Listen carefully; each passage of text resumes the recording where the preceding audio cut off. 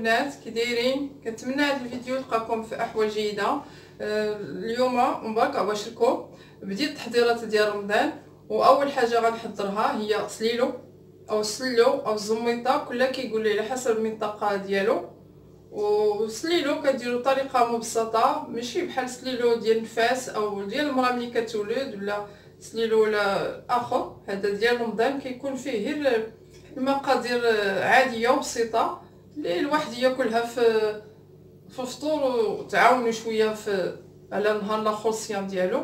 وغادي نقدم هاد المقادير، ولكن غنحاول نترجمهم لغه اخرى باللغه المصريه، لاني عندي متتبعات مصريات في القناه ديالي، وبغيتهم يتعرفوا اكثر على المطبخ المغربي ويشاركوا معنا حتى هما التقاليد ديالنا في المغرب بزاف في رمضان. لان ما كاينش شي مائده في رمضان ما كيكونش عندها سليلو في المغرب كامل، لا بدا كلها كيحضروا بطريقته. واليوم غنحضروا انا بطريقه ديالي جد مبسطه، وغنبداو معكم مقادير ان شاء الله. بسم الله على بركه الله. اول حاجه كنديروها هي اننا كنديروا الطحين الابيض خاص بالحلويات. كنديو على برا الفران ديال كاين اللي كيحمروا في الدار، انا ديتو الفران برا في الزنقه طيب الخبز حمروا ليا حتى رجع على هذا الشكل. هانتوما كي كتشوفوا البنات كنزيد نضيفوا له كيلو ديال السمسم اي جنجلان، كنزيدوا له كيلو ديال الجنجلان. هو نغسلوه ونحمر ونقيوه، نديرو تيتشم باش ينشف الشمس، ونقيوه مزيان ونحمصوه اي نحمروه. الاخوات المصريات تيقولوا تحميص، حنا كنقولوا نحمروه بدون زيت بلا والو، غير بوحدو في المقلاة. اللي كنطحنوه كنحصلوا عليه على هذا الشكل، ملي كنطحنوه كيولي على هذا الشكل. ملي كنديروا السمسم كنزيدوا اللوز البلدي. انا كندير اللوز البلدي، هو احسن كيجيبو بنين. انا اللوز البلدي فيه البنه ماشي بحال الرومي، ولكن فيه البنه. هذا اللوز كنشدو، انا ما كنسلقوه ما كنقليه، كنشدو كنمسحو مزيان حتى تاخدي زيف، كتمسحيه مزيان بالطراب وتنقيه وكنطحنوه حتى هو كذلك كيولي على هذا الشكل. ها هو كيلو اللوز في 2 كيلو ديال الطحين. الكميه كتبقى على درتي كيلو كيلو الطحين كديري نص كيلو اللوز ونص كيلو تاع الجنجلان. من بعد كنزيدو 2 معالق كبار ديال القرفه في مصر يمكن تيقولوا لها قرفه حتى هما ما المهم فالقرفه معروفه. تنزيدو عليه بلاتي نشوف النافع. هذا النافع اي اليانسون، ها هو حبوب. دابا وملي طحنطو ولا على هذا الشكل حتى هو كذلك كنطحنوه وكتيولي هكا على شكل بودر، وندوزوه في الغربال نغربلوه تيولي هكا على شكل بودر. هذا اليانسون، هذه حبه حلاوه اي الشمر، حبه حلاوه اي الشمر حتى نفس الشيء. تنقيوها مزيان من الاوساخ اللي فيها وكنطحنوها حتى هي كتولي اون بودر على هذا الشكل. كنديروا كاع هاد المقادير. كنديروا السكر تقريبا 2 كيلو ديال الطحين كتاخذ لنا كيلو الا ربع السكر، والحلاوه كتبقى على حسب الذوق. وكنجمعوا زيت المائده، زيت العاديه، زيت المائده او زيت نوار الشمس او زيت المائده. يلا غادي نبداو على بركه الله البنات. غناخذوا اناء كبير ندير فيه هنايا حفره في الوسط، وغنزيد المقادير كامله. نزيد اللوز،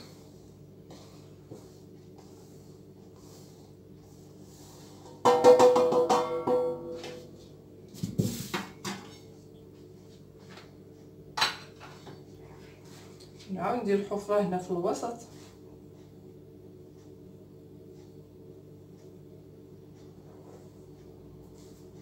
وغنزيد عليها الجنجلان اي سمسم كيلو،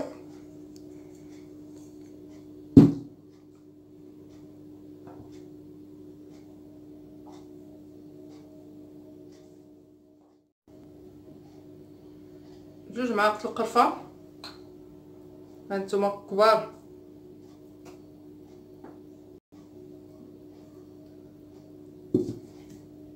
معلقه ديال حبه حلاوه. هذه حبه حلاوه اي الشمر. زيد شويه ان هي زوينه. النافع اي ينسون ندير معاه معلقه ونص. ان النافع زوين، هو مزيان المعده، مزيان المصران، كيسرح المعده مزيان ليها. الواحد حتى لا كانوا في رمضان كنسليلو ما يضروش. صافي كنبدا هاد المقادير. كنزيد عليهم السكر كلاصي.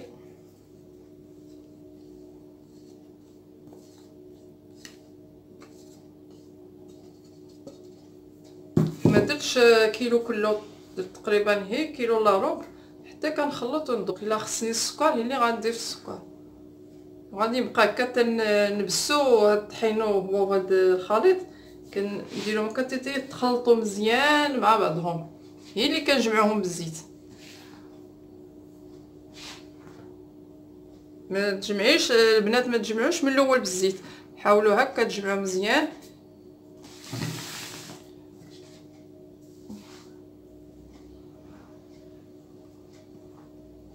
واليوم عندي واحد الضيفه امي جات عندي من مراكش.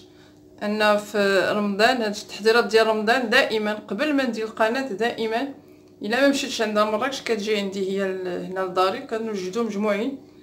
ان انا اللي كنصاوب ليها بريوات، كنصاوب ليها سليلو، كتعاونني خاصه هاد سميتو العطله. كنت في مراكش جات هي، وما كنتش في العطله في مراكش غنمشي عندها انا. كنصاوب لها بريوات اللوز، كنصاوب معاها كلشي. الشباكيه هي اللي كتصاوبها ليا، راه دابا نيت جالسه حدايا. مره كتقول لي هاد ديري. واخا كونوا كنعرفوا حنا لا بدا الوالدين هما اللي كيكونوا تسليلو، هما اللي علماتو ليا. ولا بدا من عوين الوالدين قال لك اليوم والدار شنو البريوات تاع اللوز خالتي اللي علمتهم ليا. ملي باقي كنقرا باقي كاع ما تزوجت، علمتهم ليا. علمتني اولا الطيه اللي وراتني كي ندير صوب اللوز.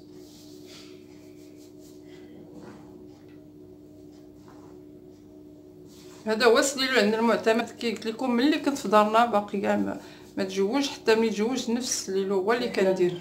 تقاوت ما كنديرو كثروا النافع، كثروا ما كنديرو شي حاجه سخونه ولا الكوزه. هذاك الشيء الكوزه ما كنديرهاش، زريع الكتا ما كنديرهاش، زريع الكتا لا، داكشي حتى حاجه ما كنديرها.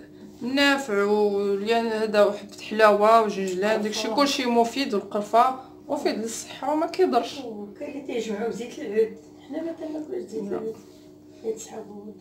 الزبده لا حتى هي لا بقى طول تكون ريحه خايبه، كتجي زوينه. اما الزيت العاديه زيت المائده. صافي دابا ها هو تقريبا جميع العناصر تخلطات.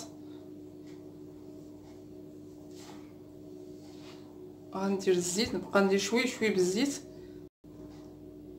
ونبقى كنجمع.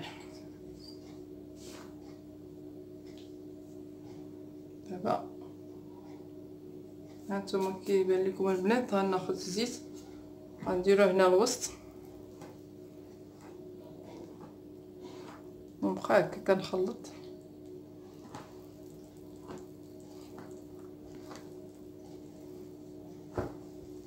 السليلو تيبغي يدليك، ماشي تخلطي وصافي. لا خصك تخلطي حتى تيجي تخلطي وكتبقي كدلكي هكا هكا كدلكي يشرب لي تخدر تقفي المواد دوقي واش ما خاصوش حاجه وتجمعي هكا كتبقي كتخلطوا البنات. ها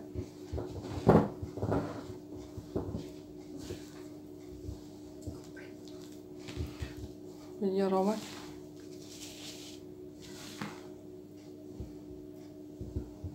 ها فين هنا في الوسط نطخي.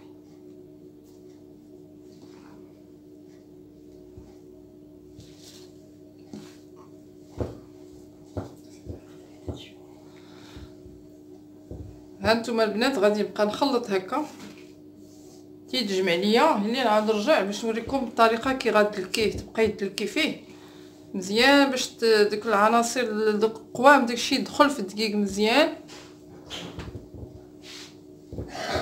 ويعطي هذاك النتيجه زوينه ويجيك بنين. معايا خلطتي هكا وخليتي راه والو ما غاديش يجي كاع بنين. وغادي نرجع من بعد نوريكم كي غنديروا ليه الدليك. نجمعوا اولا بالزيت. ها نتوما البنات، ها نتوما شتي هكا كتبقاو دلكو هكا تقريبا بحال الخبز هكا. راه خلطو ودلكتوه انا مزيان. جيت دابا باش نوريكم كيفاش. ها نتوما هكا تبقاي دلكيها سواء درتيه هنا في هاد الكسريه او في بانيو او في اي حاجه. هكا دلكي باش داك الزيت والمقادير الاخرى النافع وداكشي كلشي اللي درنا يتجانس مزيان مع الدقيق. ما يبقاش الدقيق وتجي كاين البنه الدقيق ديالو والسكر تا هو يدخل فيه.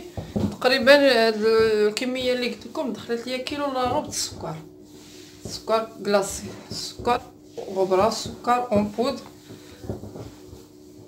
كاع الاسامي اللي كاينين عنده.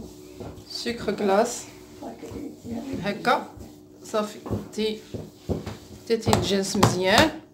وغادي نزيدو هذا شويه الشنجلان. هذا صحيح ما طحنتوش، حمصتوه غير حمرتو.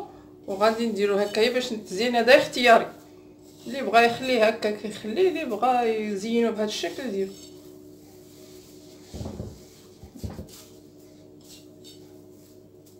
شويه الشنجلان وكذلك شويه تاع اللوز.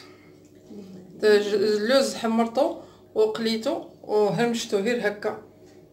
نزيد شويه روان هكا. المصور اليوم عندي هي روان بنتي، هي اليوم كتصور ليا هاد الوصفه.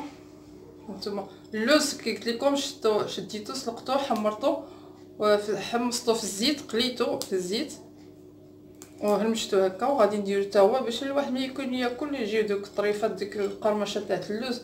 كتزيدوا البنه صافي.